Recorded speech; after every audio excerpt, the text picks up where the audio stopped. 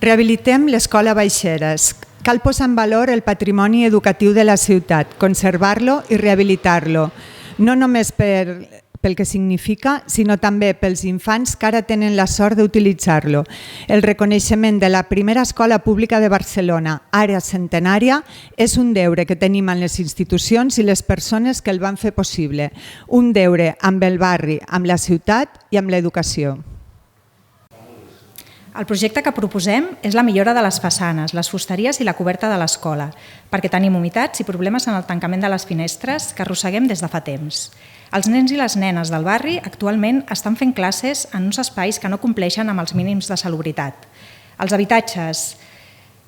El decret d'habitabilitat del 2012 estableix que perquè un habitatge es consideri habitable, entre d'altres punts, ha d'evitar que transpui la humitat i han de ser estancs a les aigües pluvials.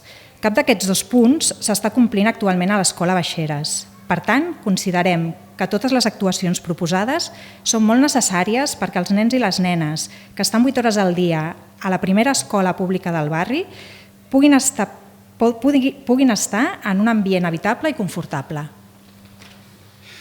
I dintre d'aquest projecte, la part dels tancaments és una qüestió molt delicada perquè afecta a l'aïllament dels espais de l'exterior, una escola que estem al costat de la Via Laietana, uns bons tancaments que permetin fer un bon ambient i unes classes en bones condicions ajuden tant als nens com als mestres i a tota la comunitat.